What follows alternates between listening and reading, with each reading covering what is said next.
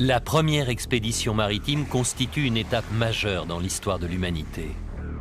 C'est une histoire incroyable, un peu comme Star Trek, sauf qu'elle a vraiment eu lieu. Nos ancêtres ont bravé les océans dans l'espoir de trouver une nouvelle terre au-delà du monde connu.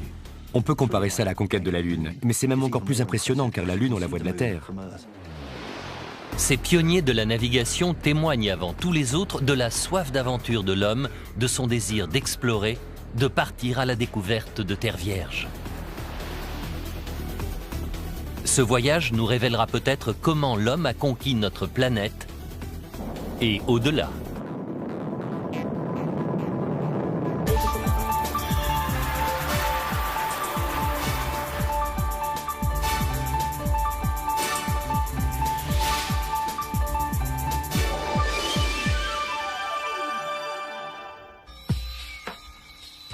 Beaucoup de chercheurs pensent qu'il y a environ 60 000 ans, nos ancêtres ont entrepris le voyage qui sera à l'origine du peuplement de toute la planète. Cet événement a une importance mondiale. Il fait partie de notre héritage. L'homme préhistorique a mis des millions d'années à coloniser l'Afrique, l'Europe et l'Asie. Mais il n'osait pas traverser l'océan pour aller conquérir le reste du monde. Pourtant, quelques dizaines de milliers d'années seulement après l'apparition de l'homme moderne, un groupe de marins audacieux a réussi à atteindre l'Australie. Quand cet événement a eu lieu, des hominidés vivaient déjà sur la Terre depuis plus d'1 million d'années. Aucun d'eux n'avait réussi à traverser la mer. Mais ceux d'entre eux qui appartenaient à la même catégorie biologique que nous, y sont arrivés en un clin d'œil archéologique. En un battement de cœur. Cette expédition représente une étape capitale dans l'histoire du développement humain. Ces voyageurs sont les premiers marins.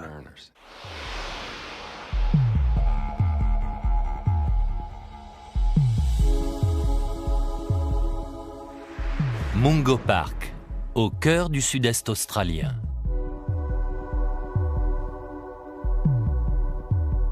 Ce paysage aride et désertique était, il y a des dizaines de milliers d'années, un territoire fertile, bordant un grand lac. 1974.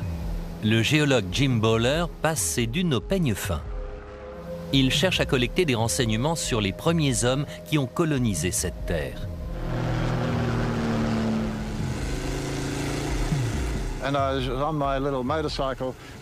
Je filais sur ma petite mobilette quand soudain j'ai aperçu un crâne qui émergeait du sable.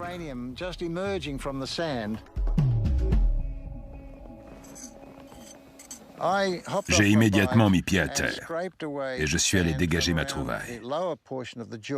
Quand j'ai atteint la mâchoire inférieure, j'ai compris que j'avais devant moi un formidable exemple des premières sépultures humaines. En l'espace de 3 jours, les archéologues mettent à jour l'homme de Mungo, un squelette humain d'1,70 m. Aujourd'hui, si on l'habillait en costume-cravate, il passerait inaperçu dans une foule.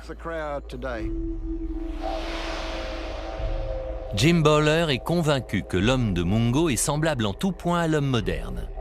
Pendant 35 ans, il va tenter sans succès de dater de façon certaine sa découverte.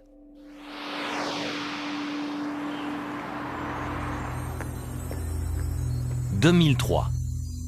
Le spécialiste des sciences de la Terre, Bert Roberts, va s'atteler lui aussi à cette tâche. Il étudie des grains de sable enfouis avec les squelettes trouvés sur le site australien. Ce tube contient du sable recueilli sur le site funéraire de Mungo. Ces grains de sable n'ont pas vu la lumière depuis que ces corps ont été ensevelis. Bert Roberts utilise une technique qui n'existait pas encore à l'époque de la découverte de l'homme de Mungo. La luminescence stimulée optiquement, ou LSO, permet de déterminer l'époque à laquelle le sable entourant un objet enterré a été exposé au soleil pour la dernière fois.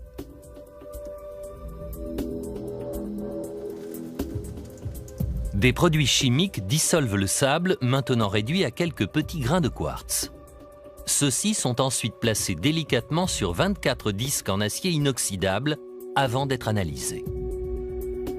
Ce qui se produit ensuite n'est pas visible pour l'œil humain, mais constitue un moment essentiel dans le processus de datation. Dans la machine, les grains de quartz absorbent l'énergie des lasers. L'échantillon renvoie ensuite cette énergie sous forme de lumière.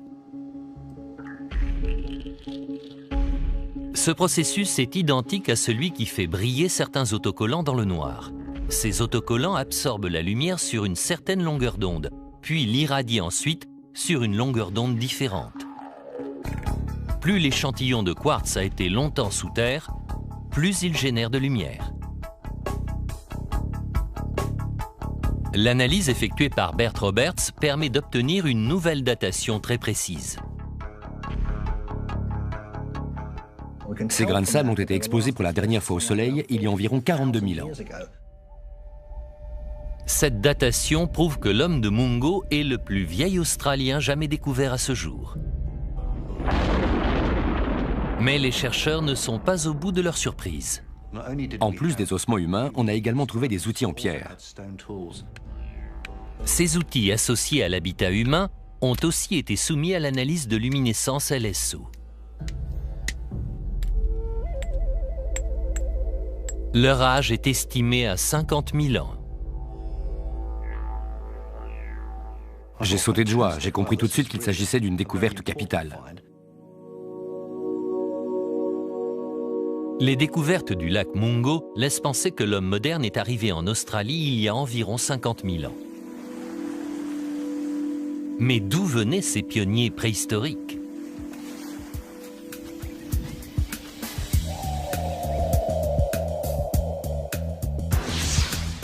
Les chercheurs sont allés trouver la réponse dans l'ADN des aborigènes modernes. On peut remonter leur lignée jusqu'en Afrique. Quand les humains ont commencé à s'éloigner de la population originelle située en Afrique, ils se sont séparés en petits groupes dont la diversité génétique était moins importante. Ainsi, les scientifiques peuvent découvrir le chemin suivi par nos ancêtres en analysant l'ADN des populations modernes le long des routes migratoires. Il y a 50 à 60 000 ans, un groupe humain a quitté le nord-est de l'Afrique en empruntant ce que nous avons baptisé la route côtière du Sud. Ce groupe est passé par l'océan Indien, le sud de l'Asie, puis a suivi les côtes de l'Asie du Sud-Est pour finalement arriver en Australie il y a 45 ou 50 000 ans.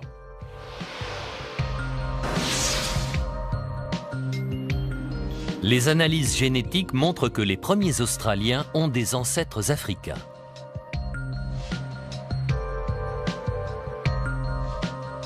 Le trajet qui les a menés de l'Afrique à la pointe de l'Asie du Sud-Est par la route côtière est long de plus de 15 000 km. Aujourd'hui, il est possible de faire ce voyage en suivant les côtes et en sautant d'île en île. Mais l'Australie est à plusieurs centaines de kilomètres de ces îles.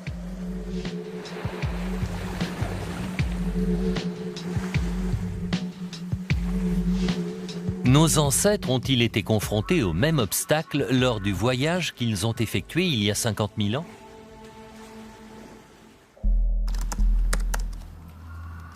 En 2007, Matthew Kohler, de l'université Monash, a créé un programme informatique capable de redessiner les côtes de l'hémisphère sud au cours des 100 000 dernières années. La Terre était très différente à cette époque. Le niveau des océans est beaucoup plus élevé aujourd'hui que lorsque ces gens ont fait le premier tour du monde. L'une des raisons pour lesquelles le niveau des océans change est la légère inclinaison de la Terre qui rappelle un peu un gyroscope. L'angle d'inclinaison varie selon un cycle de 41 000 ans. Plus l'inclinaison est faible, moins les régions polaires reçoivent de lumière solaire. La neige fond alors moins vite et le niveau des océans baisse. Matthew Kohler démontre ce principe en remplissant d'eau une maquette en pâte à modeler qui représente l'Australie pour simuler les océans.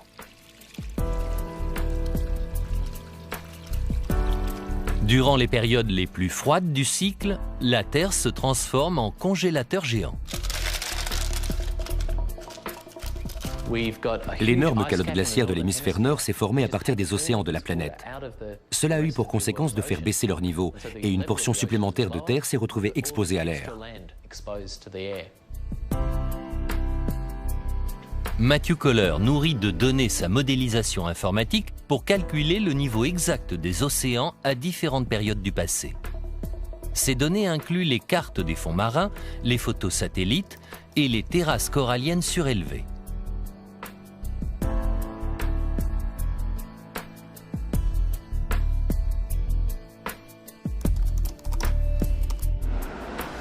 En haut de la simulation, on voit la courbe temporelle qui couvre les 100 000 dernières années. Il suffit à Matthew Kohler de reculer son curseur dans le temps pour montrer l'impact du niveau des océans sur les côtes. Sa machine à remonter le temps océanique est prête à fonctionner. La période cruciale se situe entre moins 60 000 ans, quand nos ancêtres ont quitté l'Afrique, et moins 50 000 ans, quand ils sont arrivés en Australie.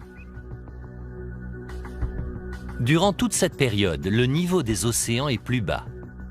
L'Australie moderne et la Nouvelle-Guinée font partie d'un immense plateau continental que les géographes ont baptisé Saoul. Plus à l'ouest se trouve le plateau sud-est asiatique, surnommé Sunda. Entre ces deux plateaux se trouvent les îles qui forment l'Indonésie moderne. La projection de Matthew Kohler prouve que nos ancêtres ont dû traverser une barrière océanique très importante pour atteindre l'Australie.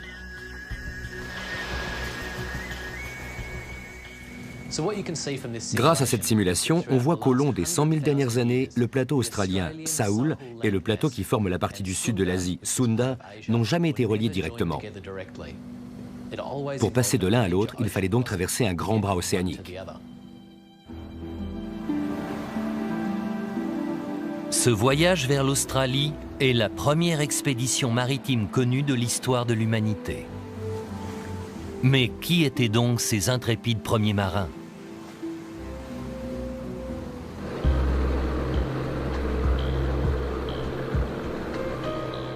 L'archéologue Sue O'Connor s'est rendu au Timor oriental, à l'extrême sud de l'Asie, pour recueillir des informations sur la vie des anciennes populations côtières. La plupart des traces laissées par ces gens ont été recouvertes par la montée du niveau de la mer. Mais la chance lui sourit dans la région de Tutuala. Dans cette zone, on constate un soulèvement géologique qui évolue à un rythme rapide. Ici, la Terre se soulève au rythme de 50 cm pour 1000 ans, en raison de l'activité tectonique de la zone. La grotte de Jerimalai, dans le Tutuala, conserve des traces archéologiques datant de l'époque des premières traversées océaniques. Une découverte surprenante faite sur ce site apporte un nouvel éclairage sur les capacités de navigation qui existaient dans cette région il y a 50 000 ans. Des arêtes de poissons préhistoriques. La taille des arêtes prouve qu'il s'agit de poissons dotés de très grosses vertèbres, c'est-à-dire de poissons de très grande taille. Sue O'Connor est encore plus surprise lorsqu'elle découvre que ce sont des arêtes de poissons de haute mer. Des thons de 50 cm de long.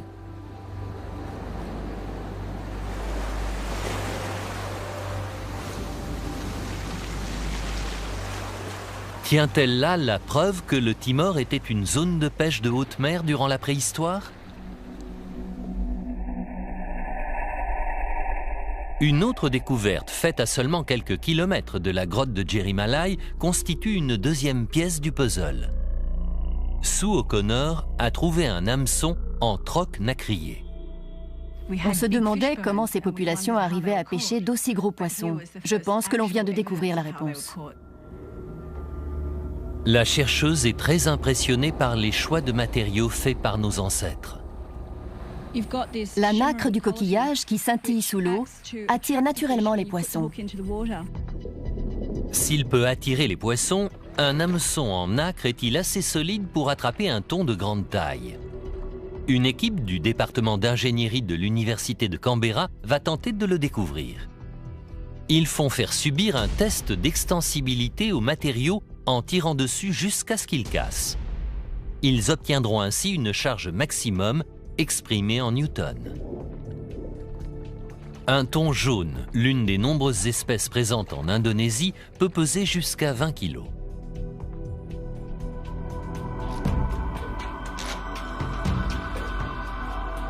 Un hameçon de nacre est suspendu dans le testeur. L'hameçon atteint le score étonnant de 590 newtons, c'est-à-dire qu'il peut porter environ 60 kg.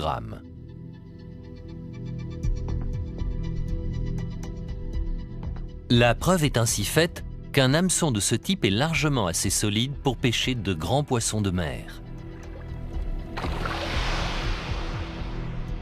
Pour Sue O'Connor, cette découverte laisse penser qu'il y a 50 000 ans, cette partie du monde était peuplée de marins expérimentés. Il semble que ces populations ont maîtrisé très tôt des techniques qui leur ont permis de construire des bateaux, des hameçons, ce qui représente des aptitudes cognitives très modernes. Le Timor oriental a peut-être été la dernière d'une série d'îles traversées lors d'un voyage vers l'est qui passait par l'actuelle Indonésie. Ses habitants maîtrisaient des techniques qui leur permettaient de naviguer en pleine mer. Pour Sue O'Connor, cela désigne cette région de l'Asie du Sud-Est comme la zone la plus probable de passage vers l'Australie.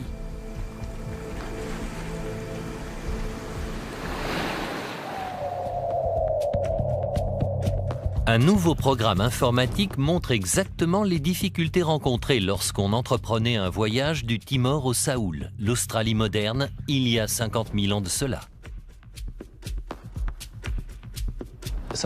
Après les sauts de puce d'île en île, de Bali jusqu'au Timor, le Saoul se trouve encore à plus de 200 km.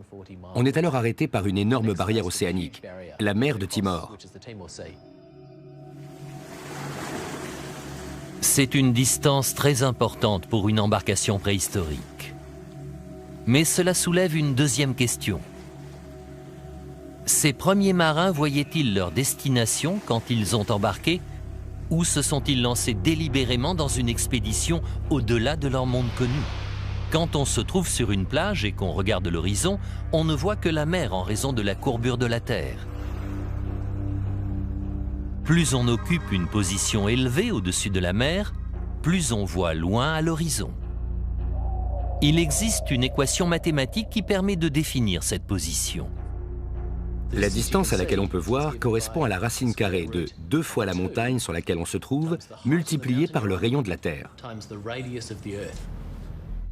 La montagne la plus haute du Timor est le mont Ramello, qui culmine à une altitude de 2900 mètres. Le rayon de la Terre est de 6378 km. Si l'on utilise ces chiffres dans l'équation citée plus haut, on apprend qu'au point le plus élevé du Timor, on peut voir jusqu'à une distance de 192 km. Nos ancêtres n'étaient donc pas en mesure de voir l'Australie, qui se trouvait au moins 30 km plus loin. Les premiers Australiens qui ont fait ce périple ne savaient pas ce qui se trouvait de l'autre côté. Ils voyageaient vers l'inconnu.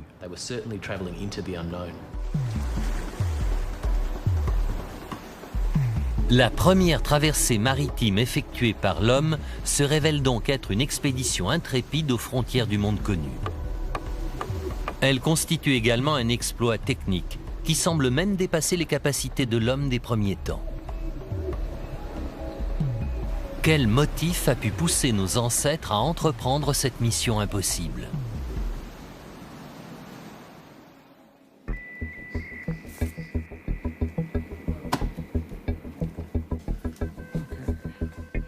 Tim Crow de l'université d'Oxford est un spécialiste du cerveau humain. Il fait remonter la naissance de l'homme moderne et l'émergence des compétences sophistiquées nécessaires à des entreprises d'envergure telles que la première traversée de l'océan il y a 50 000 ans de cela, à un épisode unique dans l'histoire de son évolution. Les recherches montrent que cela s'est produit de façon assez soudaine, il y a 150 ou 200 000 ans. Je pense qu'il s'agit d'un changement génétique. Tim Crowe pense qu'une mutation dans l'ADN humain a conduit à une réorganisation totale des connexions dans le cerveau. Le cerveau humain est latéralisé, c'est-à-dire que ses deux côtés ne sont pas identiques. Le cerveau humain moderne est donc asymétrique.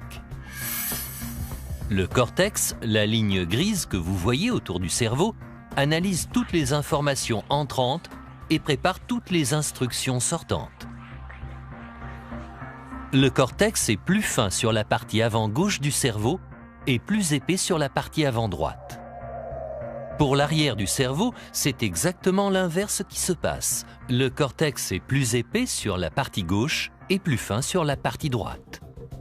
Tim Crowe pense que cette asymétrie caractérise de façon essentielle l'humanité moderne. L'une des aptitudes qui caractérise le mieux l'homme est sans conteste le langage. Crowe affirme que c'est cette aptitude au langage qui nous a distingués des autres formes d'humanoïdes primitifs. Et que ce cerveau moderne a trouvé son origine dans un seul mâle. Sa lignée a ensuite dominé les autres au bout de plusieurs générations dans une logique de sélection sexuelle. C'est ainsi qu'est apparue une population dotée d'aptitudes cognitives très avancées. La plupart des gens pensent qu'il y a 50 000 ans, les humains étaient très différents de nous. Je ne le pense pas. Au contraire, je pense même qu'ils ressemblaient beaucoup à ce que nous sommes aujourd'hui.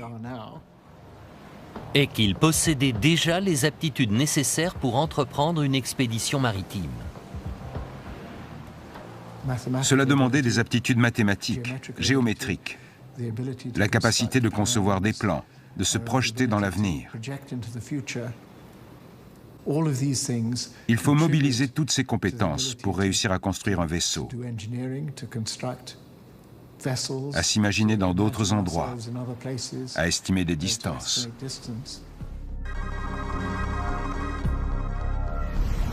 Ces nouvelles compétences ont peut-être permis à nos ancêtres de se répandre rapidement sur la surface de la planète, d'atteindre des régions que ne connaissaient pas les premiers humanoïdes.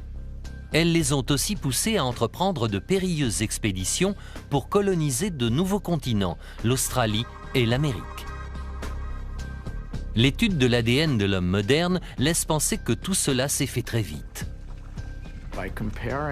En étudiant une population qui a migré de son environnement originel, on est en mesure d'observer combien de mutations se sont produites au cours du voyage. Et on peut ainsi calculer combien il y a eu de générations depuis que la première est partie.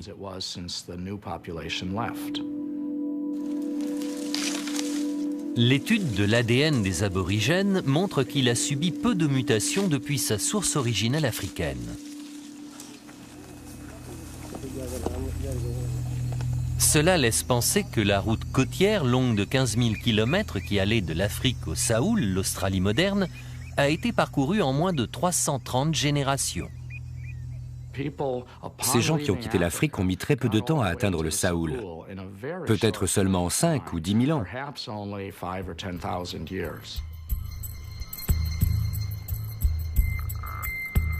Cela signifierait que chaque génération migrante a couvert en moyenne 50 km en direction de l'Australie. Nos ancêtres ont peut-être été poussés au départ par le besoin de trouver une nourriture plus nourrissante et plus facile à se procurer. Quand on veut faire ses courses, on va au magasin d'alimentation. À l'époque préhistorique, quand nos ancêtres ne trouvaient plus de quoi s'alimenter, ils se dirigeaient vers les côtes et se nourrissaient des baies et des poissons qu'ils y trouvaient.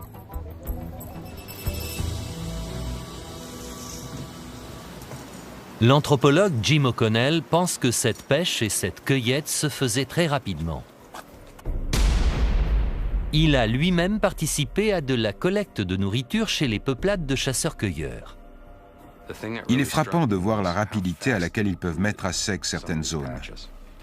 J'insiste là-dessus, car certaines ressources peuvent tarir non pas sur des dizaines d'années, mais en quelques semaines, voire parfois en quelques jours. Quand les ressources commencent à se faire rares dans une région donnée, la population se tourne souvent vers des produits qu'elle ne toucherait pas en temps normal. Les hommes peuvent se nourrir d'un très large éventail d'aliments. On peut les ranger sur une échelle, en comparant l'apport nutritionnel aux efforts déployés pour se les procurer.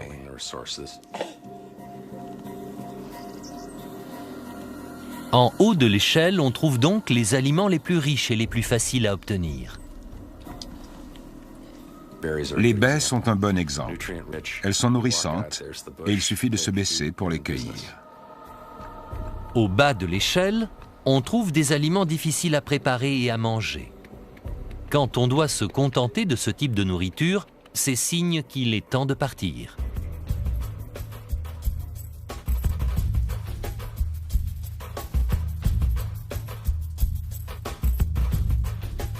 L'archéologue Hugh Barton analyse les outils que nos ancêtres ont peut-être utilisés à l'époque où ils sont partis vers l'Asie du Sud-Est, avec pour destination finale l'Australie.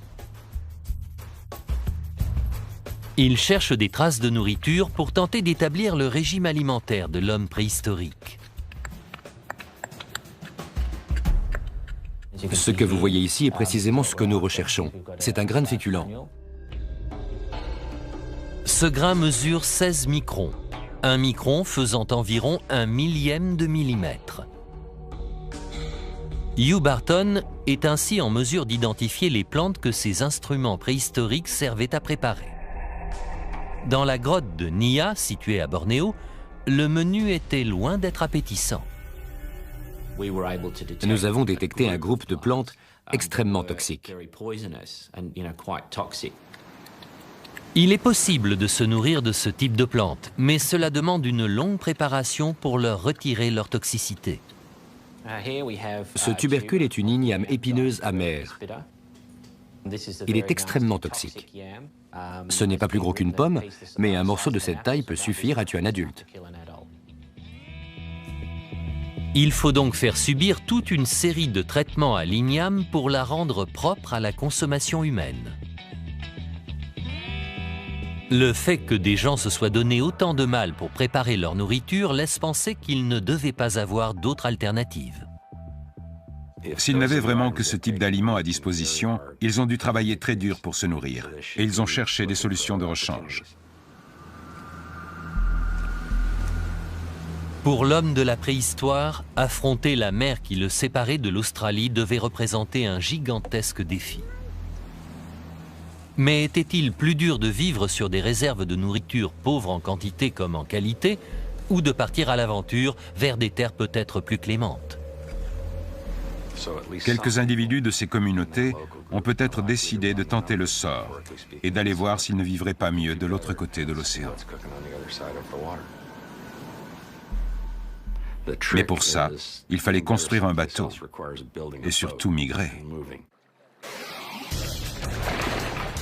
Ainsi, nos ancêtres ont eu un puissant motif pour braver la mer, la recherche d'une nouvelle terre plus généreuse que celle qu'ils quittaient. Ce premier voyage marque un tournant dans le développement technologique humain.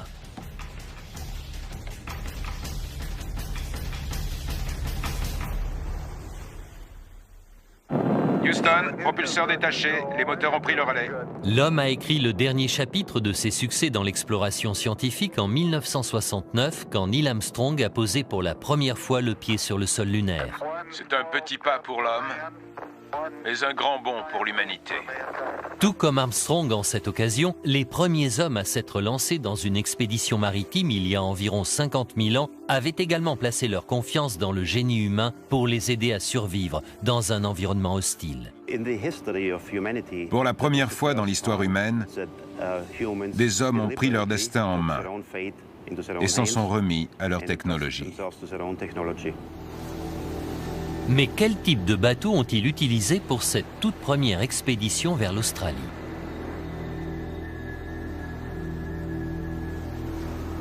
Robert Bednarik, archéologue spécialisé dans la réplication, a passé sa vie à tenter de reconstituer la façon dont les premiers humains construisaient leurs bateaux. Il a étudié l'aérodynamisme des bateaux modernes et l'archéologie des anciens vaisseaux pour élaborer un modèle d'embarcation qui pourrait ressembler à ceux utilisés pour ce premier voyage historique. Pour reproduire ce radeau, Robert Bednarik utilise uniquement les matériaux et les outils dont disposaient les marins de l'âge de pierre. Il y a 50 000 ans, il existait déjà une large gamme d'outils pour travailler la pierre. Chacun avait été conçu pour effectuer une tâche précise.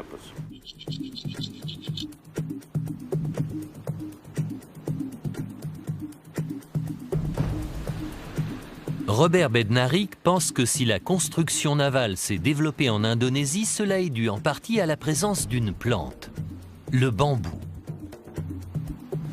Nous avons ici une bambouseraie. Et il n'est pas surprenant que l'histoire navale ait pris naissance ici, en Indonésie, car c'est un pays réputé pour la très grande diversité de ces espèces de bambou. Les tiges de bambou sont constituées d'une série de minuscules chambres à air comprimées totalement hermétiques. Elles flottent donc naturellement et constituent un matériau idéal pour construire un radeau. Robert Bednarik prend un outil en pierre et entreprend de couper un bambou. Il m'a fallu environ 2 minutes et demie pour couper cette tige. Il doit donc suffire de quelques jours pour abattre la quantité de bambou nécessaire à la construction d'un radeau. L'objet suivant sur la liste de courses préhistoriques est un matériau qui lui permettra d'attacher les tiges ensemble, des lianes. Le caractère extensible des matériaux employés est très important dans la construction d'une embarcation. Car si cette dernière venait à se désagréger en pleine mer, ses passagers seraient dans une situation difficile. La conception d'un simple radeau exige un équilibre entre deux paramètres opposés. Le tirant de l'embarcation ou sa résistance à l'eau s'accroît en même temps que la surface de la coupe transversale. Mais la stabilité d'un bateau est inversement proportionnelle à sa largeur. Robert Bednarik a calculé que le meilleur compromis entre ces deux paramètres, dans le cas d'un radeau propulsé par des pagaies, serait une longueur de 13,5 mètres par 3,15 mètres de largeur. La base du radeau est composée de 2 couches de tiges de bambou flottantes, liées ensemble par des lianes dotées d'une grande élasticité. Des tiges croisées assurent la rigidité de l'embarcation, qui, une fois terminée, pèse plus d'1 tonne. Le radeau utilisé pour atteindre l'Australie il y a plus de 50 000 ans devait sans doute ressembler à ça. Pour avoir construit des embarcations plus compliquées, Robert Bednarik sait que le secret de la réussite réside dans la simplicité. Il pense que ses premiers marins n'utilisaient pas de voile. Il est très probable qu'ils ont été portés par les courants et par la mousson, et aussi qu'ils ont dû pagayer une partie du voyage.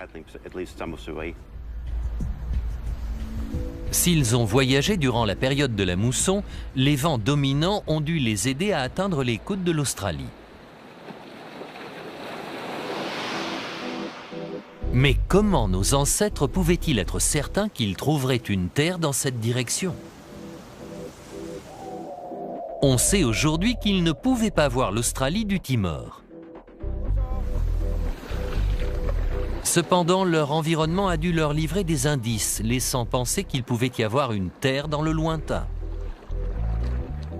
Spécialiste en études australiennes, Steve Webb pense que les premiers Australiens étaient certainement en mesure de lire ces indices et d'en tirer la conclusion qui s'imposait.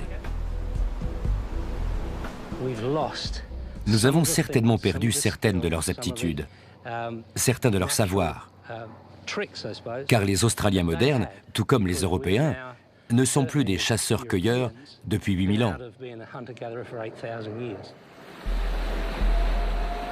En observant le ciel il y a plus de 50 000 ans, ces premiers marins ont peut-être deviné qu'il y avait une terre à peupler à l'horizon. Ces gens ont peut-être été attirés par de grands nuages de fumée produits par des feux de buissons naturels sur le territoire australien, ou par des formations de nuages qu'ils auraient pu voir du Timor. Steve Webb pense même qu'une fois en mer, leurs sens beaucoup plus développés que les nôtres ont dû leur suggérer la présence d'une terre. Ils disposaient d'un puissant ordinateur originel placé entre leurs oreilles, qui traitait toutes les données entrantes comme la température, les courants, les bois flottants. S'agissait-il de bois tropicaux? Les oiseaux qu'il croisait étaient-ils des oiseaux de terre ou de mer? Fallait-il les suivre? Il pouvait aussi goûter l'eau, tester sa salinité, la comparer à celle de la mer qu'il connaissait. On n'en serait plus capable aujourd'hui, mais eux l'étaient. Ainsi, ils pouvaient déterminer s'ils approchaient du delta d'un fleuve et, si c'était le cas, s'y engager. Mais envisager la présence d'une terre et réussir à l'atteindre par la mer sont deux choses différentes. Steve Webb cherche à comprendre comment ces premiers marins ont réussi à effectuer le trajet jusqu'à une terre située au-delà de leur horizon. Il embarque sur l'une des plus vieilles embarcations du pays, le Tribal Warrior, pour rencontrer Jonathan Baucher, spécialiste de la circulation océanique. Les bateaux modernes sont guidés par des systèmes électroniques, essentiellement le GPS ou géopositionnement par satellite. Jonathan Baucher a navigué en solitaire autour du monde en se servant uniquement des méthodes de navigation traditionnelles. En utilisant la navigation céleste, je peux me positionner grâce aux étoiles du matin ou du soir, aux planètes, en une vingtaine de minutes, alors qu'un GPS me donne cette indication en quelques secondes. Mais je finis toujours par trouver où je suis. En s'aidant d'un sextant, il a tracé une route maritime par rapport aux étoiles. Il y a 50 000 ans, ces hommes ne disposaient pas de sextant, mais ils avaient les étoiles. Ils comprenaient le ciel, ils le connaissaient, ils connaissaient les constellations. Vous pensez qu'ils ont pu s'aider d'instruments pour se diriger? Il est très probable qu'ils disposaient d'instruments qu'ils avaient confectionnés. Un sextant est un instrument très simple quand on y pense. On a des raisons de penser qu'ils utilisaient des arêtes de poisson. Utiliser des arêtes de poisson comme sextant ne semble pas très étonnant chez un marin de l'âge de pierre.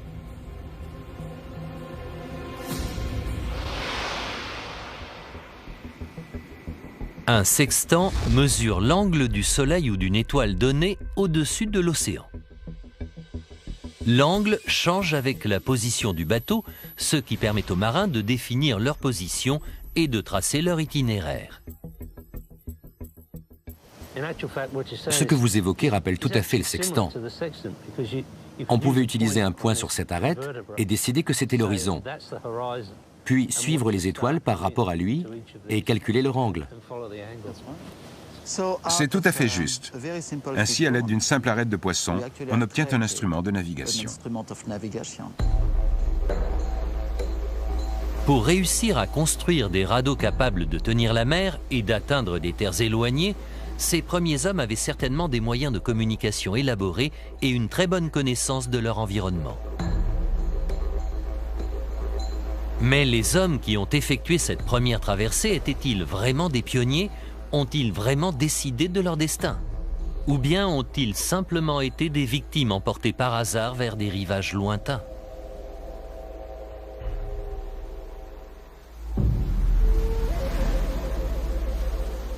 Les historiens n'ont pas toujours cru que nos ancêtres de l'âge de pierre étaient de grands visionnaires ou de hardis explorateurs. Des gens dotés de l'imagination nécessaire pour s'embarquer vers l'horizon à la recherche d'une nouvelle terre.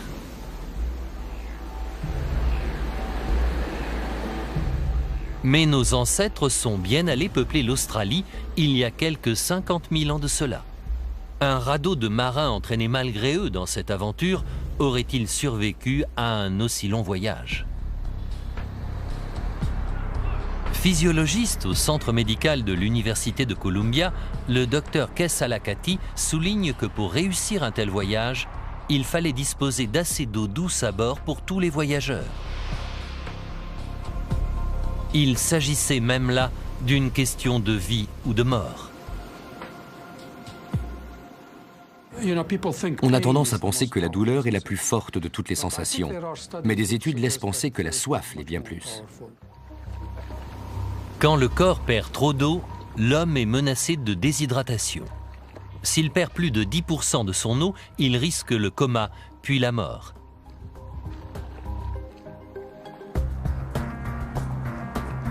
Derek Rubin est membre du Club d'aviron de New York. il a accepté de ramer dur pendant 1 heure pour estimer la perte en eau provoquée par l'effort. Ainsi, on pourra avoir une indication sur la quantité d'eau que les premiers marins ont dû boire durant leur expédition vers l'Australie. Kes Alakati pèse Derek Rubin avant le début de l'expérience.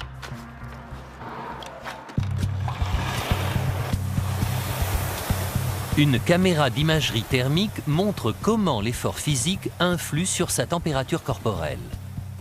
Le thermomètre montre que la température la plus basse est de 22 degrés Celsius et la plus élevée de 34 degrés. Ses coudes et l'arrière de ses bras, où sont situés les triceps, sont chauffés à blanc.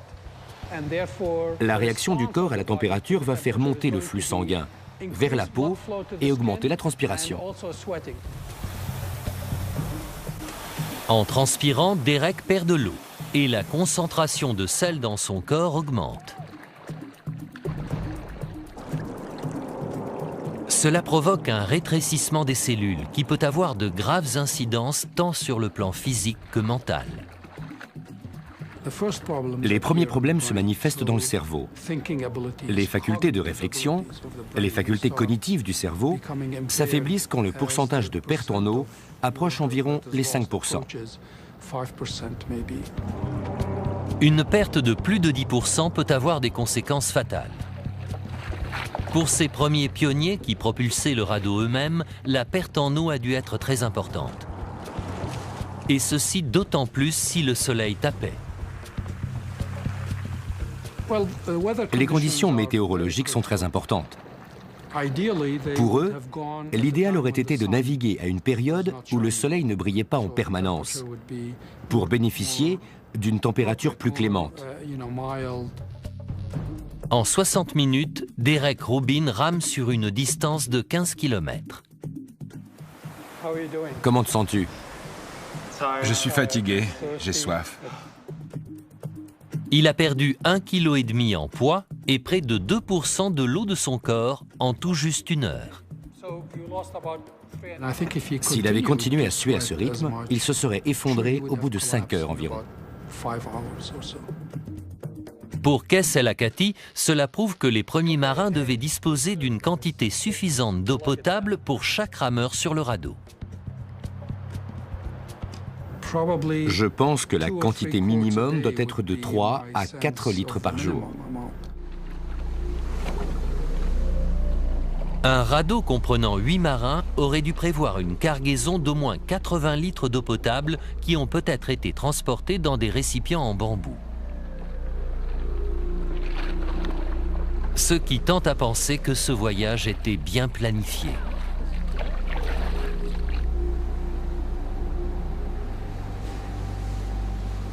Une preuve encore plus convaincante provient de la composition du groupe qui a colonisé cette nouvelle terre.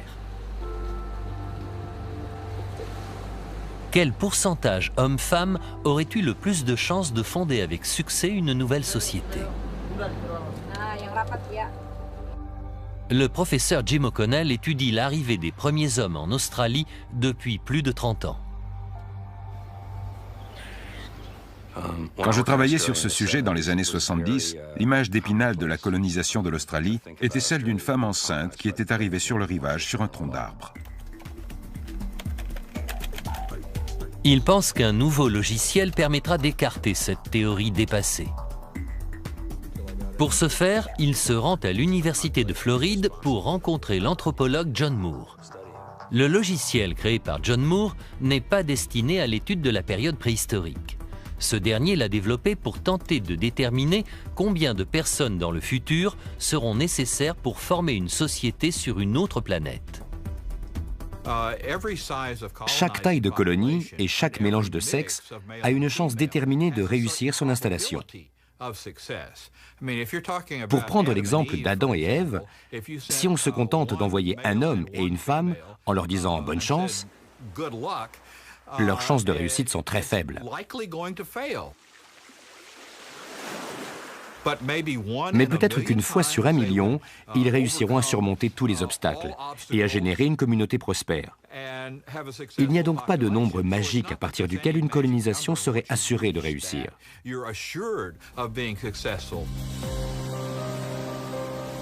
John Moore entre des données comme l'estimation de fertilité, les taux de mortalité, le sexe et l'âge d'un groupe donné et son programme calcule combien de temps ils survivront.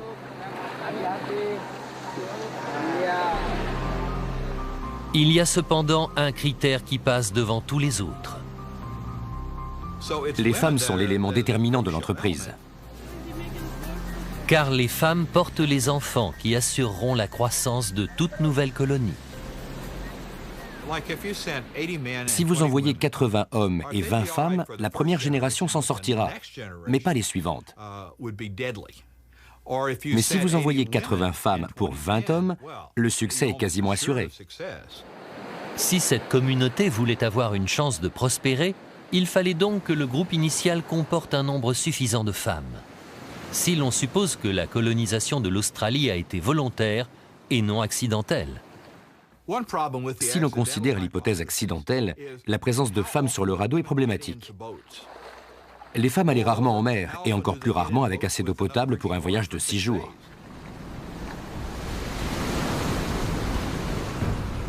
La division du travail selon les sexes dans les sociétés de chasseurs-cueilleurs, telles que l'était la première colonie australienne, laisse penser que la pêche était au départ l'apanage des mâles de la communauté.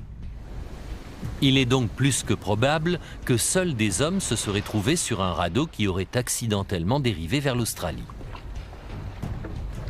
Quel groupe aurait dû se trouver sur ce premier radeau pour réussir à donner naissance à une société? John Moore fait des simulations pour déterminer les chances de survie de différentes tailles de groupes fondateurs. Il fait d'abord une simulation avec une colonie fondée par 3 couples. Il effectue 10 simulations, chacune d'elles donnant une espérance de vie différente de la colonie entière. S'il prend ensuite l'espérance de vie moyenne de ces simulations, cette colonie de 3 couples initiaux disparaît au bout de 76 ans. J'ai ensuite essayé avec 9 couples. Je pensais que la colonie survivrait plus longtemps, mais je ne savais pas combien de temps précisément. J'ai également effectué 10 simulations, et cette fois la colonie a disparu au bout de 130 ans.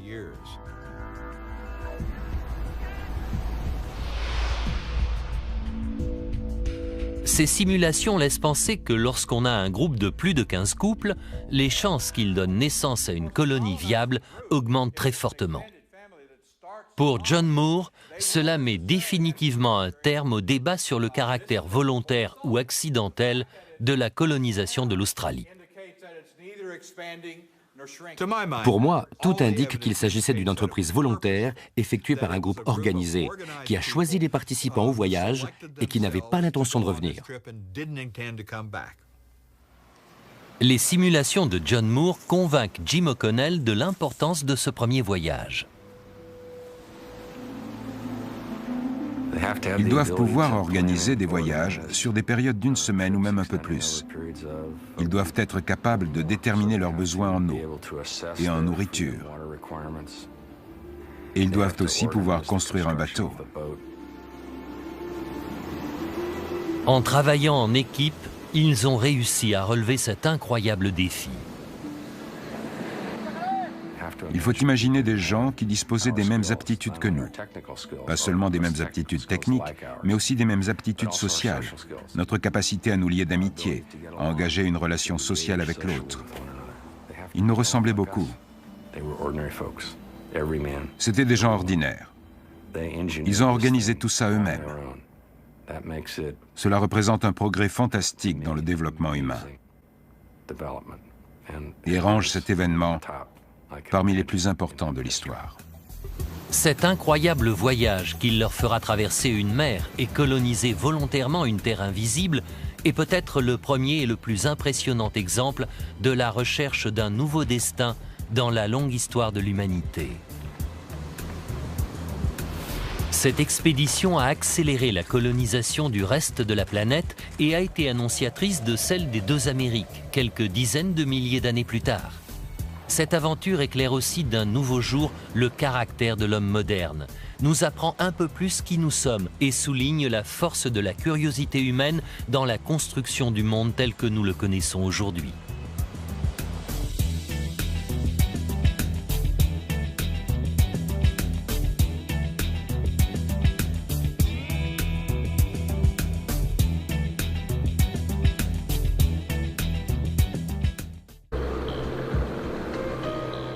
L'archéologue Sue O'Connor s'est rendu au Timor oriental, à l'extrême sud de l'Asie, pour recueillir des informations sur la vie des anciennes populations côtières.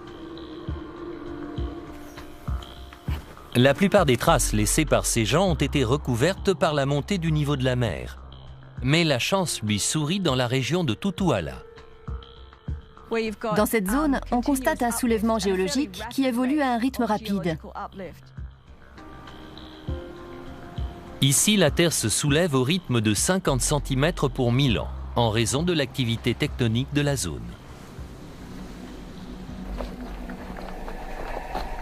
La grotte de Jerimalai, dans le Tutuala, conserve des traces archéologiques datant de l'époque des premières traversées océaniques.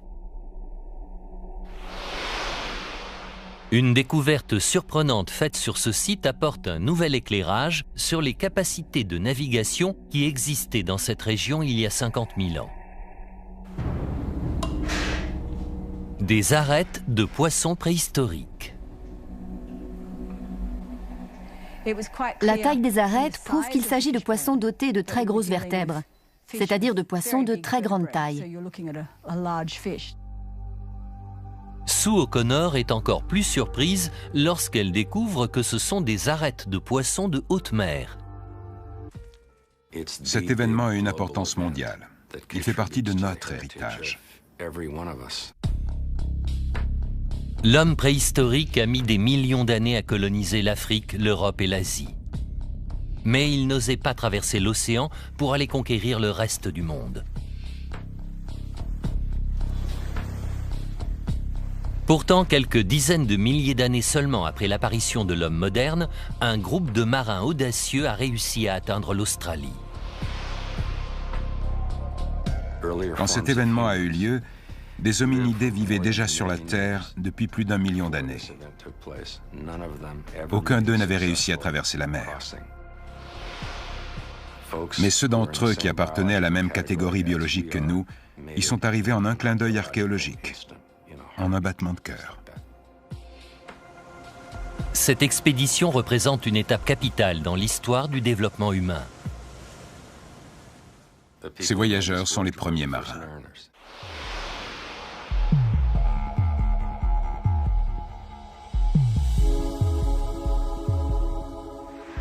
Mungo Park, au cœur du sud-est australien.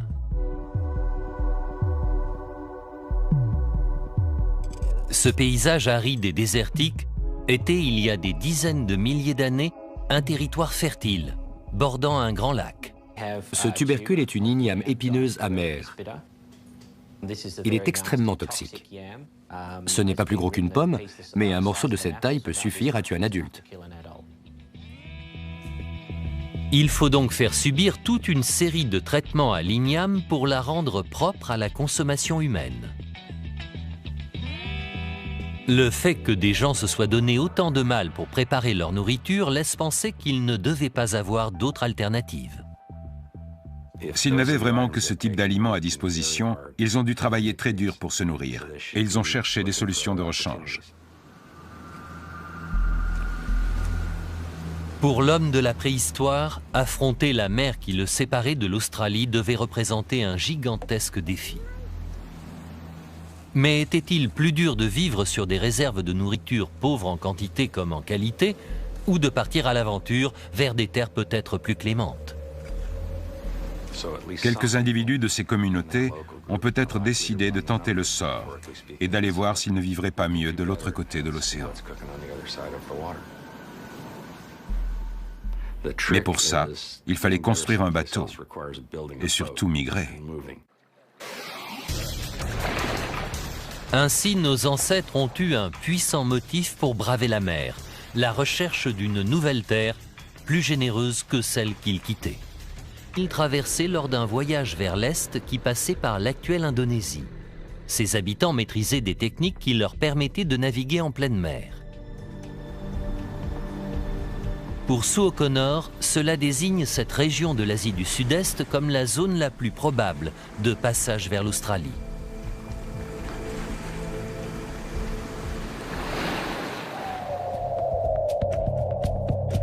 Un nouveau programme informatique montre exactement les difficultés rencontrées lorsqu'on entreprenait un voyage du Timor au Saoul, l'Australie moderne, il y a 50 000 ans de cela. Après les sauts de puce d'île en île, de Bali jusqu'au Timor, le Saoul se trouve encore à plus de 200 km. On est alors arrêté par une énorme barrière océanique, la mer de Timor. C'est une distance très importante pour une embarcation préhistorique. Mais cela soulève une deuxième question. Ces premiers marins voyaient-ils leur destination quand ils ont embarqué, ou se sont-ils lancés délibérément dans une expédition au-delà de leur monde connu? Quand on se trouve sur une plage et qu'on regarde l'horizon, on ne voit que la mer en raison de la courbure de la Terre. Plus on occupe une position élevée au-dessus de la mer, plus on voit loin à l'horizon. Il existe une équation. Le radeau utilisé pour atteindre l'Australie il y a plus de 50 000 ans devait sans doute ressembler à ça. Pour avoir construit des embarcations plus compliquées, Robert Bednarik sait que le secret de la réussite réside dans la simplicité. Il pense que ces premiers marins n'utilisaient pas de voile. Il est très probable qu'ils ont été portés par les courants et par la mousson, et aussi qu'ils ont dû pagayer une partie du voyage. S'ils ont voyagé durant la période de la mousson, les vents dominants ont dû les aider à atteindre les côtes de l'Australie. Mais comment nos ancêtres pouvaient-ils être certains qu'ils trouveraient une terre dans cette direction ? On sait aujourd'hui qu'ils ne pouvaient pas voir l'Australie du Timor. Cependant, leur environnement a dû leur livrer des indices, laissant penser qu'il pouvait y avoir une terre dans le lointain. Spécialiste en études australiennes, Steve Webb pense que les premiers Australiens étaient certainement en mesure de lire ces indices et d'en tirer la conclusion qui s'imposait. Nous avons certainement perdu certaines de leurs aptitudes, certains de leurs savoirs, car les Australiens modernes, tout comme les Européens, ne sont plus des chasseurs. Les hommes peuvent se nourrir d'un très large éventail d'aliments. On peut les ranger sur une échelle, en comparant l'apport nutritionnel aux efforts déployés pour se les procurer.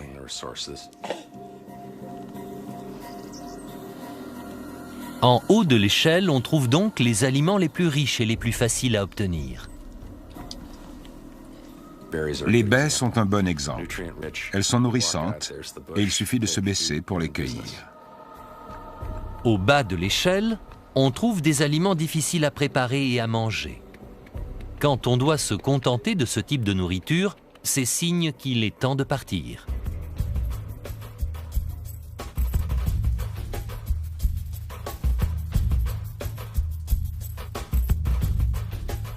L'archéologue Hugh Barton analyse les outils que nos ancêtres ont peut-être utilisés à l'époque où ils sont partis vers l'Asie du Sud-Est, avec pour destination finale l'Australie.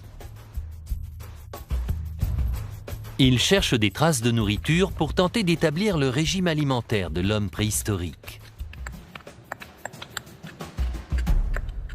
Ce que vous voyez ici est précisément ce que nous recherchons. C'est un grain de féculent.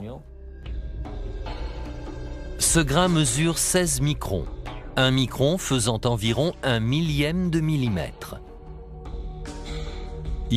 Ce voyage vers l'Australie est la première expédition maritime connue de l'histoire de l'humanité.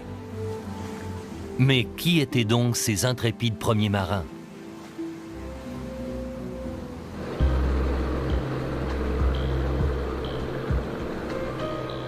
L'archéologue Sue O'Connor s'est rendu au Timor oriental, à l'extrême sud de l'Asie, pour recueillir des informations sur la vie des anciennes populations côtières. La plupart des traces laissées par ces gens ont été recouvertes par la montée du niveau de la mer. Mais la chance lui sourit dans la région de Tutuala. Dans cette zone, on constate un soulèvement géologique qui évolue à un rythme rapide. Ici, la Terre se soulève au rythme de 50 cm pour 1000 ans, en raison de l'activité tectonique de la zone. La grotte de Jerimalai, dans le Tutuala, conserve des traces archéologiques datant de l'époque des premières traversées océaniques. Une découverte surprenante faite sur ce site apporte un nouvel éclairage sur les capacités de navigation qui existaient dans cette région il y a 50 000 ans. Des arêtes de poissons préhistoriques. La taille des arêtes. Plus l'échantillon de quartz a été longtemps sous terre, plus il génère de lumière. L'analyse effectuée par Bert Roberts permet d'obtenir une nouvelle datation très précise. Ces grains de sable ont été exposés pour la dernière fois au soleil il y a environ 42 000 ans. Cette datation prouve que l'homme de Mungo est le plus vieil Australien jamais découvert à ce jour. Mais les chercheurs ne sont pas au bout de leur surprise. En plus des ossements humains, on a également trouvé des outils en pierre. Ces outils associés à l'habitat humain ont aussi été soumis à l'analyse de luminescence LSO. Leur âge est estimé à 50 000 ans. J'ai sauté de joie, j'ai compris tout de suite qu'il s'agissait d'une découverte capitale. Les découvertes du lac Mungo laissent penser que l'homme moderne est arrivé en Australie il y a environ 50 000 ans. Mais d'où venaient ces pionniers préhistoriques?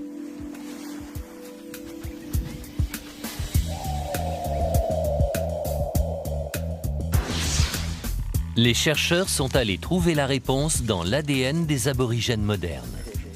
On peut remonter leur lignée Pour bénéficier d'une température plus clémente.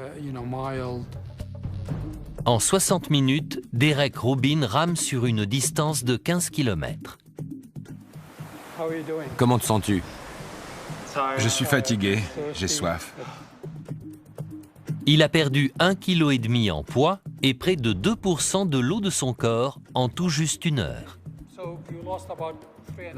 S'il avait continué à suer à ce rythme, il se serait effondré au bout de 5 heures environ. Pour Kes El Akati, cela prouve que les premiers marins devaient disposer d'une quantité suffisante d'eau potable pour chaque rameur sur le radeau. Je pense que la quantité minimum doit être de 3 à 4 litres par jour. Un radeau comprenant 8 marins aurait dû prévoir une cargaison d'au moins 80 litres d'eau potable qui ont peut-être été transportés dans des récipients en bambou.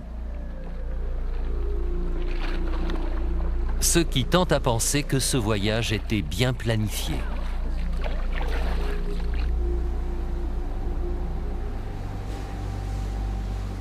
Une preuve encore plus convaincante provient de la composition du groupe qui a colonisé cette nouvelle terre. Quel pourcentage hommes-femmes aurait eu le plus de chances de fonder en tirant dessus jusqu'à ce qu'ils cassent? Ils obtiendront ainsi une charge maximum exprimée en newtons. Un thon jaune, l'une des nombreuses espèces présentes en Indonésie, peut peser jusqu'à 20 kg.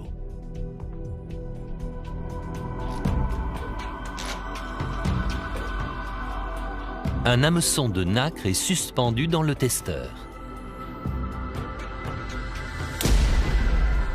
L'hameçon atteint le score étonnant de 590 newtons, c'est-à-dire qu'il peut porter environ 60 kg.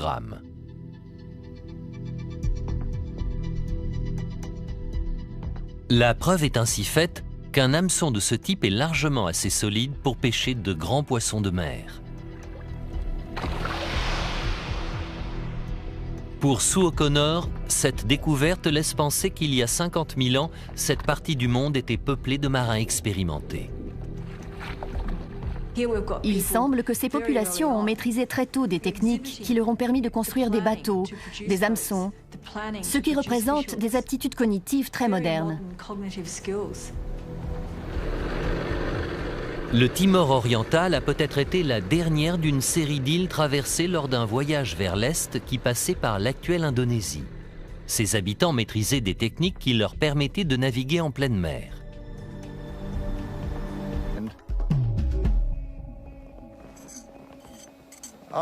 J'ai immédiatement mis pied à terre et je suis allé dégager ma trouvaille. Quand j'ai atteint la mâchoire inférieure, j'ai compris que j'avais devant moi un formidable exemple des premières sépultures humaines. En l'espace de 3 jours, les archéologues mettent à jour l'homme de Mungo, un squelette humain d'1,70 m. Aujourd'hui, si on l'habillait en costume-cravate, il passerait inaperçu dans une foule.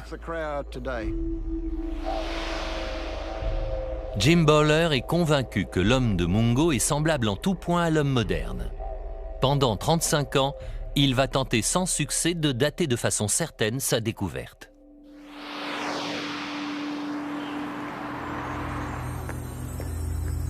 « 2003. Le spécialiste des sciences de la Terre, Bert Roberts, va s'atteler lui aussi à cette tâche. Il étudie des grains de sable enfouis avec les squelettes trouvés sur le site australien. Ce tube contient du sable recueilli sur le site funéraire de Mungo. Ces grains de sable n'ont pas vu la lumière depuis que ces corps ont été ensevelis.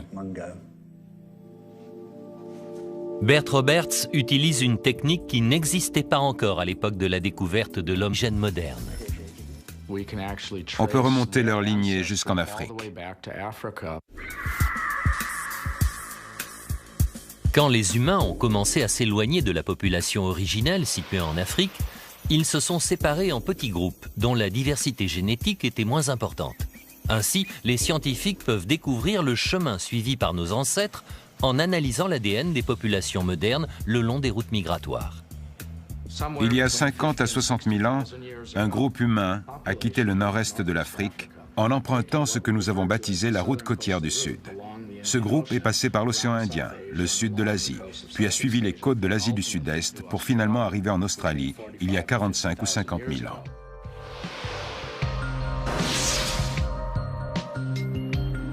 Les analyses génétiques montrent que les premiers Australiens ont des ancêtres africains.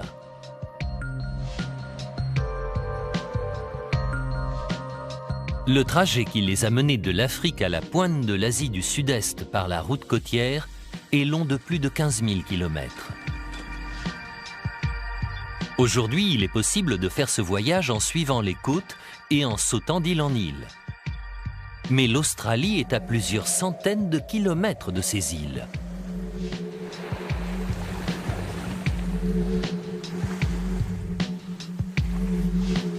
Nos ancêtres ont été. Ils pensent que ces premiers marins n'utilisaient pas de voile. Il est très probable qu'ils ont été portés par les courants et par la mousson, et aussi qu'ils ont dû pagayer une partie du voyage. S'ils ont voyagé durant la période de la mousson, les vents dominants ont dû les aider à atteindre les côtes de l'Australie. Mais comment nos ancêtres pouvaient-ils être certains qu'ils trouveraient une terre dans cette direction ? On sait aujourd'hui qu'ils ne pouvaient pas voir l'Australie du Timor. Cependant, leur environnement a dû leur livrer des indices, laissant penser qu'il pouvait y avoir une terre dans le lointain. Spécialiste en études australiennes, Steve Webb pense que les premiers Australiens étaient certainement en mesure de lire ces indices et d'en tirer la conclusion qui s'imposait. Nous avons certainement perdu certaines de leurs aptitudes, certains de leurs savoirs, car les Australiens modernes, tout comme les Européens, ne sont plus des chasseurs-cueilleurs depuis 8000 ans. En observant le ciel il y a plus de 50 000 ans, ces premiers marins ont peut-être deviné qu'il y avait une terre à peupler à l'horizon. Ces gens ont ma trouvaille. Quand j'ai atteint la mâchoire inférieure, j'ai compris que j'avais devant moi un formidable exemple des premières sépultures humaines. En l'espace de 3 jours, les archéologues mettent à jour l'homme de Mungo, un squelette humain d'1,70 m. Aujourd'hui, si on l'habillait en costume-cravate, il passerait inaperçu dans une foule. Jim Bowler est convaincu que l'homme de Mungo est semblable en tout point à l'homme moderne. Pendant 35 ans, il va tenter sans succès de dater de façon certaine sa découverte.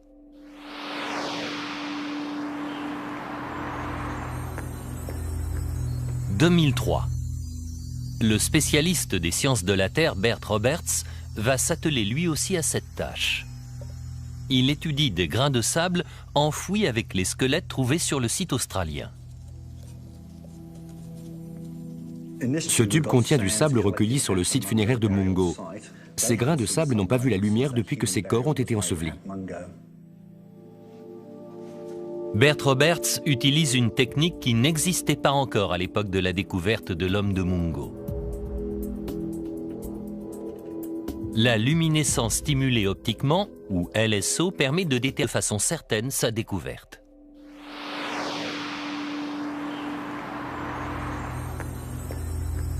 « 2003. Le spécialiste des sciences de la Terre, Bert Roberts, va s'atteler lui aussi à cette tâche. Il étudie des grains de sable enfouis avec les squelettes trouvés sur le site australien. Ce tube contient du sable recueilli sur le site funéraire de Mungo. Ces grains de sable n'ont pas vu la lumière depuis que ces corps ont été ensevelis. Bert Roberts utilise une technique qui n'existait pas encore à l'époque de la découverte de l'homme moderne. On peut remonter leur lignée jusqu'en Afrique. Quand les humains ont commencé à s'éloigner de la population originelle située en Afrique, ils se sont séparés en petits groupes dont la diversité génétique était moins importante. Ainsi, les scientifiques peuvent découvrir le chemin suivi par nos ancêtres en analysant l'ADN des populations modernes le long des routes migratoires. Il y a 50 à 60 000 ans, un groupe humain a quitté le nord-est de l'Afrique en empruntant ce que nous avons baptisé la route côtière du Sud. Ce groupe est passé par l'océan Indien, le sud de l'Asie, puis a suivi les côtes de l'Asie du Sud-Est pour finalement arriver en Australie il y a 45 ou 50 000 ans.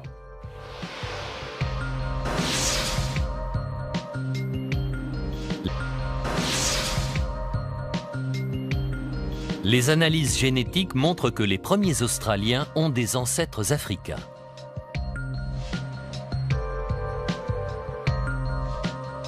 Le trajet qui les a menés de l'Afrique à la pointe de l'Asie du Sud-Est par la route côtière est long de plus de 15 000 km. Aujourd'hui, il est possible de faire ce voyage en suivant les côtes et en sautant d'île en île. Mais l'Australie est à plusieurs centaines de kilomètres de ces îles.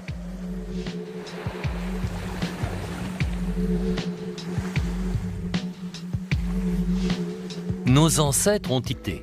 Ils pensent que ces premiers marins n'utilisaient pas de voile.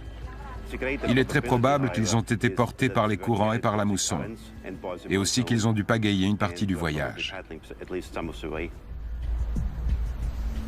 S'ils ont voyagé durant la période de la mousson, les vents dominants ont dû les aider à atteindre les côtes de l'Australie. Mais comment nos ancêtres pouvaient-ils être certains qu'ils trouveraient une terre dans cette direction? On sait aujourd'hui qu'ils ne pouvaient pas voir l'Australie du Timor. Cependant, leur environnement a dû leur livrer des indices, laissant penser qu'il pouvait y avoir une terre dans le lointain.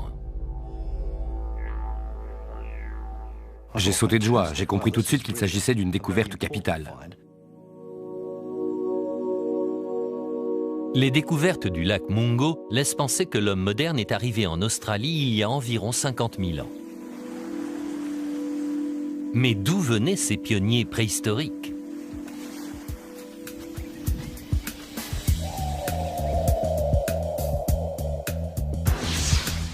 Les chercheurs sont allés trouver la réponse dans l'ADN des aborigènes modernes. On peut remonter leur lignée jusqu'en Afrique. Quand les humains ont commencé à s'éloigner de la population originelle située en Afrique, ils se sont séparés en petits groupes dont la diversité génétique était moins importante. Ainsi, les scientifiques peuvent découvrir le chemin suivi par nos ancêtres en analysant l'ADN des populations modernes le long des routes migratoires. Il y a 50 à 60 000 ans, un groupe humain a quitté le nord-est de l'Afrique en empruntant ce que nous avons baptisé la route côtière du Sud. Ce groupe est passé par l'océan Indien, le sud de l'Asie, puis a suivi les côtes de l'Asie du Sud-Est pour finalement arriver en Australie il y a 45 ou 50 000 ans.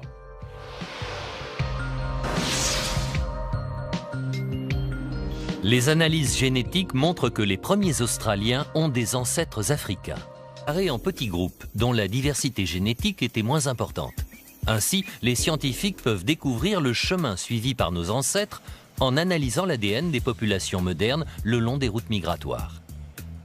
Il y a 50 à 60 000 ans, un groupe humain a quitté le nord-est de l'Afrique en empruntant ce que nous avons baptisé la route côtière du Sud. Ce groupe est passé par l'océan Indien, le sud de l'Asie, puis a suivi les côtes de l'Asie du Sud-Est pour finalement arriver en Australie il y a 45 ou 50 000 ans.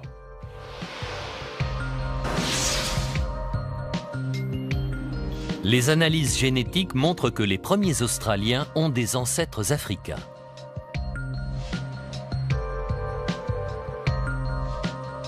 Le trajet qui les a menés de l'Afrique à la pointe de l'Asie du Sud-Est par la route côtière est long de plus de 15 000 km. Aujourd'hui, il est possible de faire ce voyage en suivant les côtes et en sautant d'île en île. Mais l'Australie est à plusieurs centaines de kilomètres de ces îles.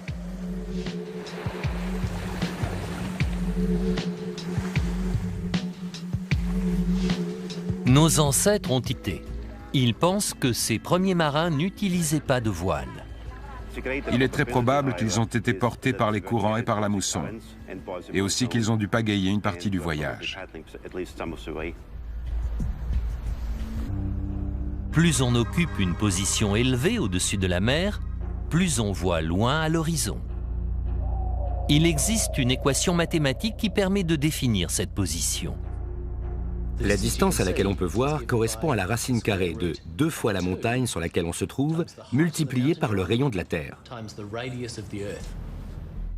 La montagne la plus haute du Timor est le mont Ramello, qui culmine à une altitude de 2900 mètres. Le rayon de la Terre est de 6378 km. Si l'on utilise ces chiffres dans l'équation citée plus haut, on apprend qu'au point le plus élevé du Timor, on peut voir jusqu'à une distance de 192 km. Nos ancêtres n'étaient donc pas en mesure de voir l'Australie, qui se trouvait au moins 30 km plus loin. Les premiers Australiens qui ont fait ce périple ne savaient pas ce qui se trouvait de l'autre côté. Ils voyageaient vers l'inconnu.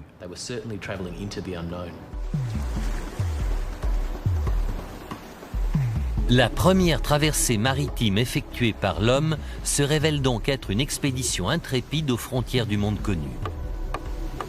Elle constitue également un exploit technique qui semble même dépasser les capacités de l'homme des premiers temps. Quel motif a pu pousser nos ancêtres à entreprendre cette mission impossible de l'humanité? Cette expédition a accéléré la colonisation du reste de la planète et a été annonciatrice de celle des deux Amériques, quelques dizaines de milliers d'années plus tard. Cette aventure éclaire aussi d'un nouveau jour le caractère de l'homme moderne, nous apprend un peu plus qui nous sommes et souligne la force de la curiosité humaine dans la construction du monde tel que nous le connaissons aujourd'hui.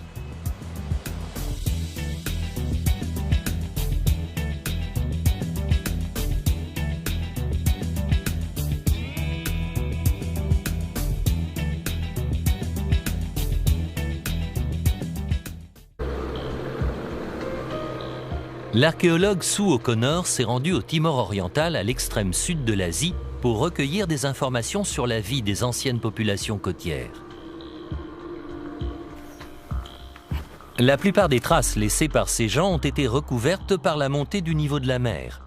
Mais la chance lui sourit dans la région de Tutuala. Dans cette zone, on constate un soulèvement géologique qui évolue à un rythme rapide. Ici, la Terre se soulève au rythme de 50 cm pour 1000 ans, en raison de l'activité tectonique de la zone. La grotte de Jerimalai, dans le Tutuala, conserve des traces archéologiques. Des arêtes de poissons préhistoriques.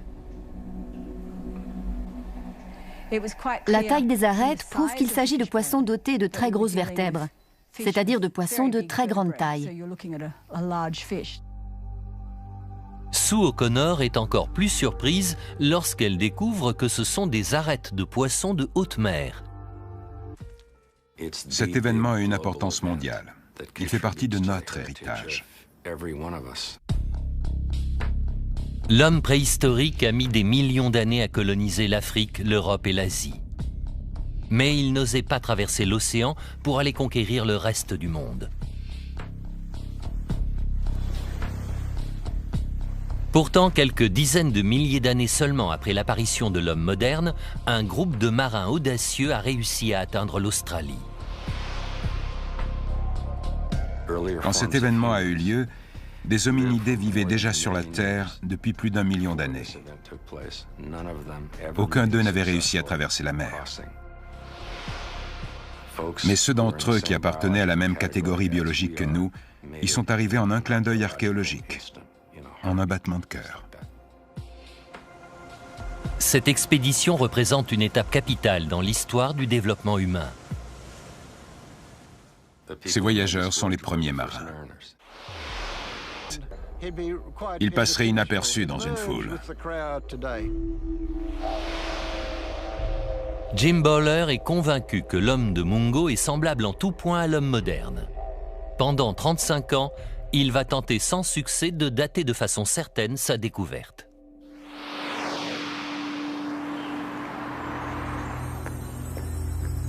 « 2003. Le spécialiste des sciences de la Terre, Bert Roberts, va s'atteler lui aussi à cette tâche. Il étudie des grains de sable enfouis avec les squelettes trouvés sur le site australien. Ce tube contient du sable recueilli sur le site funéraire de Mungo. Ces grains de sable n'ont pas vu la lumière depuis que ces corps ont été ensevelis. Bert Roberts utilise une technique qui n'existait pas encore à l'époque de la découverte de l'homme moderne. On peut remonter leur lignée jusqu'en Afrique. Quand les humains ont commencé à s'éloigner de la population originelle située en Afrique, ils se sont séparés en petits groupes dont la diversité génétique était moins importante. Ainsi, les scientifiques peuvent découvrir le chemin suivi par nos ancêtres en analysant l'ADN des populations modernes le long des routes migratoires. Il y a 50 à 60 000 ans, un groupe humain a quitté le nord-est de l'Afrique en empruntant ce que nous avons bâti. Mais ils n'osaient pas traverser l'océan pour aller conquérir le reste du monde. Pourtant, quelques dizaines de milliers d'années seulement après l'apparition de l'homme moderne, un groupe de marins audacieux a réussi à atteindre l'Australie. Quand cet événement a eu lieu, des hominidés vivaient déjà sur la Terre depuis plus d'1 million d'années. Aucun d'eux n'avait réussi à traverser la mer. Mais ceux d'entre eux qui appartenaient à la même catégorie biologique que nous, y sont arrivés en un clin d'œil archéologique, en un battement de cœur. Cette expédition représente une étape capitale dans l'histoire du développement humain. Ces voyageurs sont les premiers marins.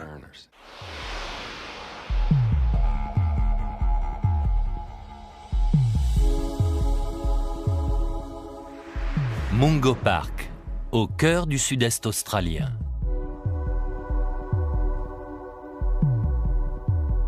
Ce paysage aride et désertique était, il y a des dizaines de milliers d'années, un territoire fertile, bordant un grand lac. 1974. Le géologue Jim Bowler passe ses dunes au peigne fin. Il cherche à collecter des renseignements sur les premiers hommes qui ont colonisé le soleil tapait. Les conditions météorologiques sont très importantes. Pour eux, l'idéal aurait été de naviguer à une période où le soleil ne brillait pas en permanence, pour bénéficier d'une température plus clémente. En 60 minutes, Derek Rubin rame sur une distance de 15 km. Comment te sens-tu? Je suis fatigué, j'ai soif. Il a perdu 1,5 kg en poids et près de 2% de l'eau de son corps en tout juste 1 heure. S'il avait continué à suer à ce rythme, il se serait effondré au bout de 5 heures environ. Pour Kes El Akati, cela prouve que les premiers marins devaient disposer d'une quantité suffisante d'eau potable pour chaque rameur sur le radeau. Je pense que la quantité minimum doit être de 3 à 4 litres par jour. Un radeau comprenant 8 marins aurait dû prévoir une cargaison d'au moins 80 litres d'eau potable qui ont peut-être été transportés dans des récipients en bambou.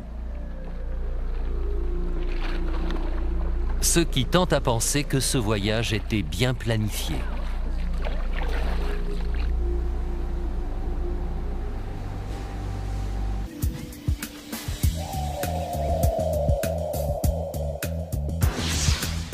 Les chercheurs sont allés trouver la réponse dans l'ADN des aborigènes modernes.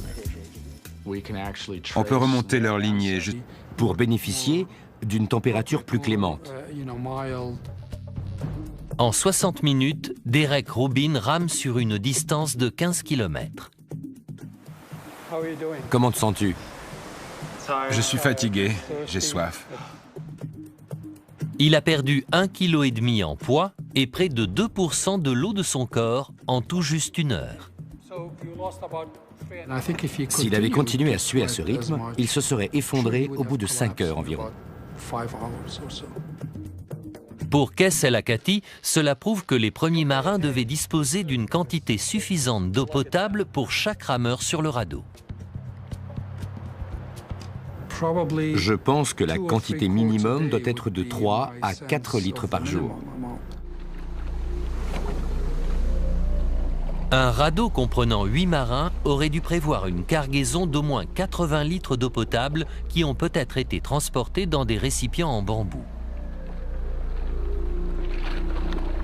Ce qui tente à penser que ce voyage était bien planifié.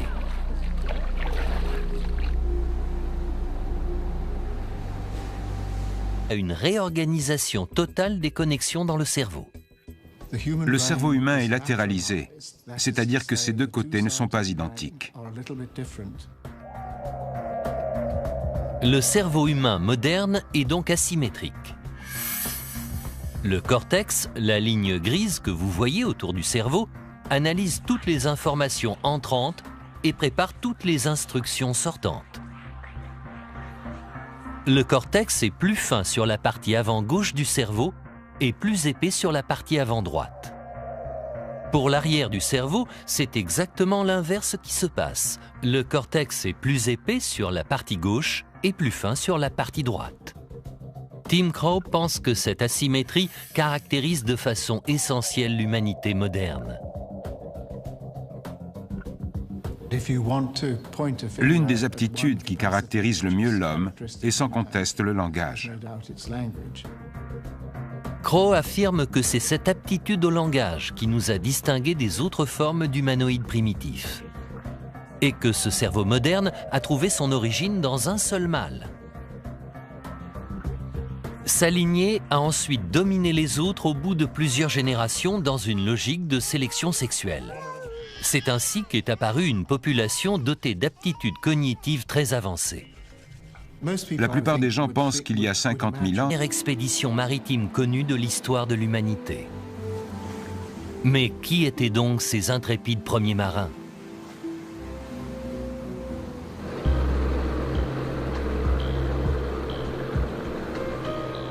L'archéologue Sue O'Connor s'est rendu au Timor oriental, à l'extrême sud de l'Asie, pour recueillir des informations sur la vie des anciennes populations côtières. La plupart des traces laissées par ces gens ont été recouvertes par la montée du niveau de la mer. Mais la chance lui sourit dans la région de Tutuala. Dans cette zone, on constate un soulèvement géologique qui évolue à un rythme rapide.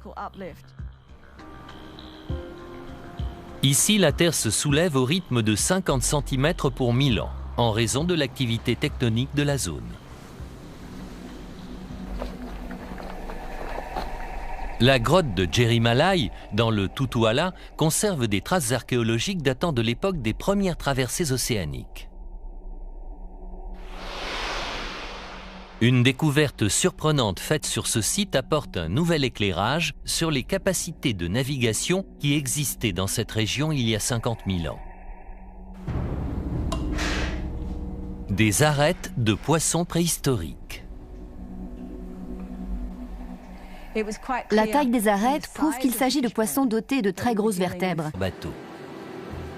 Il a étudié l'aérodynamisme des bateaux modernes et l'archéologie des anciens vaisseaux pour élaborer un modèle d'embarcation qui pourrait ressembler à ceux utilisés pour ce premier voyage historique. Pour reproduire ce radeau, Robert Bednarik utilise uniquement les matériaux et les outils dont disposaient les marins de l'âge de pierre. Il y a 50 000 ans, il existait déjà une large gamme d'outils pour travailler la pierre. Chacun avait été conçu pour effectuer une tâche précise.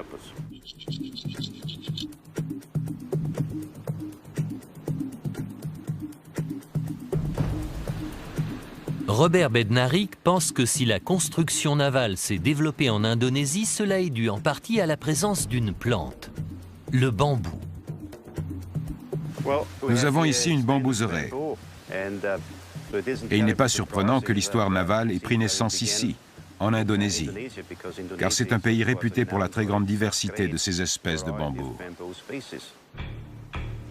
Les tiges de bambou sont constituées d'une série de minuscules chambres à air comprimé totalement hermétiques. Elles flottent donc naturellement et constituent un matériau idéal pour construire un radeau. Robert Bednarik prend un outil en pierre et entreprend de couper un bambou.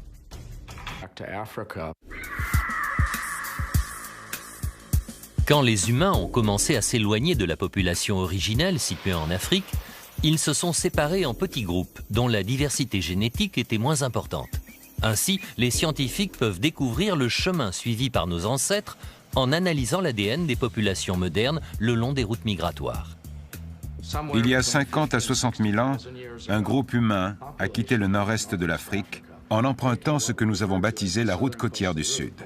Ce groupe est passé par l'océan Indien, le sud de l'Asie, puis a suivi les côtes de l'Asie du Sud-Est pour finalement arriver en Australie il y a 45 ou 50 000 ans.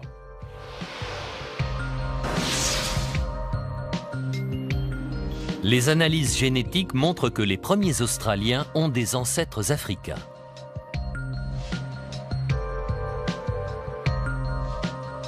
Le trajet qui les a menés de l'Afrique à la pointe de l'Asie du Sud-Est par la route côtière est long de plus de 15 000 km. Aujourd'hui, il est possible de faire ce voyage en suivant les côtes et en sautant d'île en île. Mais l'Australie est à plusieurs centaines de kilomètres de ces îles.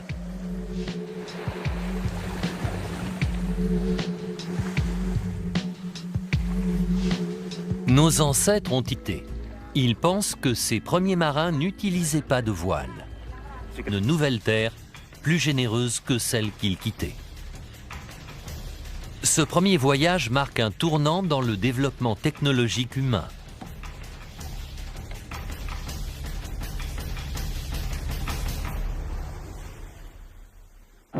Houston, propulseur détaché, les moteurs ont pris le relais.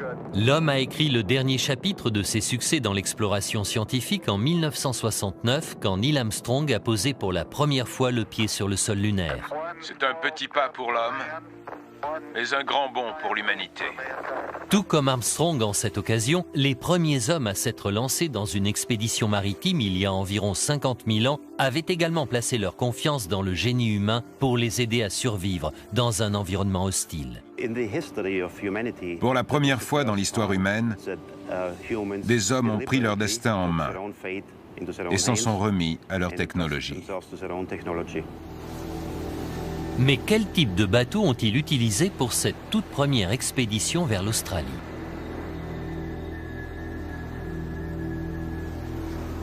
Robert Bednarik, archéologue spécialisé dans la réplication, a passé sa vie à tenter de reconstituer la façon dont les premiers humains construisaient leurs bateaux. Il a étudié l'aérodynamisme des bateaux modernes et l'archéologie des anciens vaisseaux pour élaborer un modèle d'embarcation qui pourrait ressembler à ceux utilisés. En comparant l'apport nutritionnel aux efforts déployés pour se les procurer.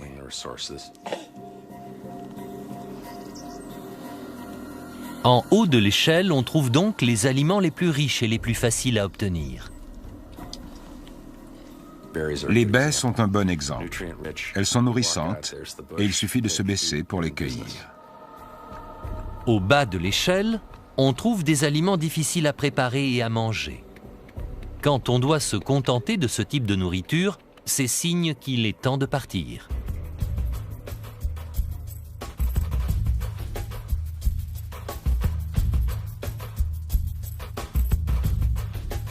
L'archéologue Hugh Barton analyse les outils que nos ancêtres ont peut-être utilisés à l'époque où ils sont partis vers l'Asie du Sud-Est, avec pour destination finale l'Australie. Il cherche des traces de nourriture pour tenter d'établir le régime alimentaire de l'homme préhistorique. Ce que vous voyez ici est précisément ce que nous recherchons. C'est un grain de féculent. Ce grain mesure 16 microns, un micron faisant environ 1/1000 de millimètre. Ce voyage vers l'Australie est la première expédition maritime connue de l'histoire de l'humanité.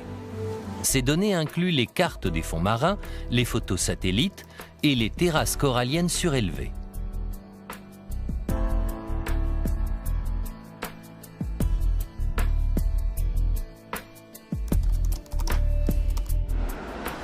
En haut de la simulation, on voit la courbe temporelle qui couvre les 100 000 dernières années. Il suffit à Matthew Kohler de reculer son curseur dans le temps pour montrer l'impact du niveau des océans sur les côtes. Sa machine à remonter le temps océanique est prête à fonctionner. La période cruciale se situe entre moins 60 000 ans, quand nos ancêtres ont quitté l'Afrique, et moins 50 000 ans, quand ils sont arrivés en Australie. Durant toute cette période, le niveau des océans est plus bas. L'Australie moderne et la Nouvelle-Guinée font partie d'un immense plateau continental que les géographes ont baptisé Saoul. Plus à l'ouest se trouve le plateau sud-est asiatique, surnommé Sunda. Entre ces deux plateaux se trouvent les îles qui forment l'Indonésie moderne. La projection de Matthew Kohler prouve que nos ancêtres ont dû traverser une barrière océanique très importante pour atteindre l'Australie.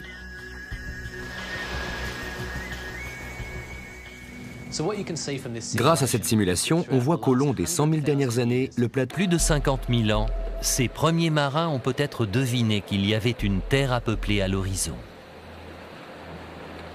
Ces gens ont... Ma trouvaille. Quand j'ai atteint la mâchoire inférieure, j'ai compris que j'avais devant moi un formidable exemple des premières sépultures humaines. En l'espace de 3 jours, les archéologues mettent à jour l'homme de Mungo, un squelette humain d'1,70 m.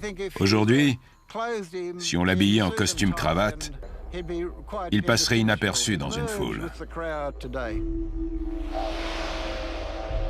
Jim Bowler est convaincu que l'homme de Mungo est semblable en tout point à l'homme moderne.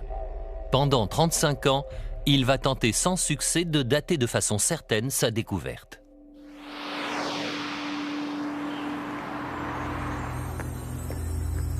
« 2003. Le spécialiste des sciences de la Terre, Bert Roberts, va s'atteler lui aussi à cette tâche. Il étudie des grains de sable enfouis avec les squelettes trouvés sur le site australien. Ce tube contient du sable recueilli sur le site funéraire de Mungo. Ces grains de sable n'ont pas vu la lumière depuis que ces corps ont été ensevelis. Bert Roberts utilise une technique qui n'existait pas encore à l'époque de